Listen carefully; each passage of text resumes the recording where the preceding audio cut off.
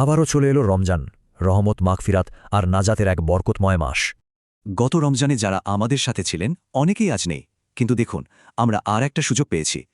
এটা কিন্তু শুধু একটা মাস না, এটা হলো আমাদের আখিরাতের জন্য এক বিশাল আমানত। এই মাসের সবচেয়ে বড় ওয়াদা কি জানেন?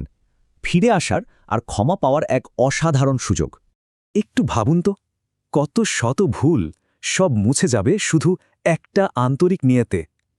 আল্লাহ আমাদের ডাকছেন, কিন্তু এই সুযোগটা যদি হাতছাড়া হয়ে যায়, তাদের জন্য কিন্তু একটা কঠিন হুঁশিয়ারি আছে। একটা ঘটনা মনে করা যাক। নবীজি সাল্লাল্লাহু আলাইহিসাল্লাম মিম্বরে ওঠার সময় ৩ বার আমিন বলেছিলেন। কেন? আসলে তিনি জিবরিল আলাইহির ৩টি বদদোয়ার সাথে আমিন বলছিলেন। প্রথমটাই ছিল রমজান নিয়ে। ভেবে দেখুন, রমজান পেয়েও যে ক্ষমা পেল না, তার চেয়ে বড় হতভাগা আর কে আছে? কাতাদা রাহমাতুল্লাহ একটা প্রশ্ন করেছিলেন, রমজানেও যার ক্ষমা হল না, তার ক্ষমা আর কবে হবে? রমজান মাসটা হল বীজ বোনার মতো, ঈমান, তওবা, ভালো কাজের বীজ। ফসলটা তুলব আখিরাতে। প্রতিটা দিন যাচ্ছে, আর বীজ বোনার সময়ও কমে আসছে।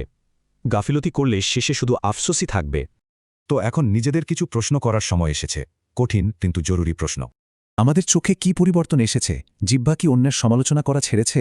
আসল পরিবর্তন তো এটাই। রোজা তো শুধু না খেয়ে থাকা না, আসল উদ্দেশ্য হল আত্মার পরিশুদ্ধি। কে জানে, এটাই হয়তো আমাদের জীবনের শেষ রমজান। তাই তওবা করার সেরা সময় কিন্তু এখনই। কথাটা মনে রাখা দরকার, ঠিক সময়ে বীজ না বুনলে ফসল তোলার সময় আফসোস ছাড়া আর কিছুই মেলে না।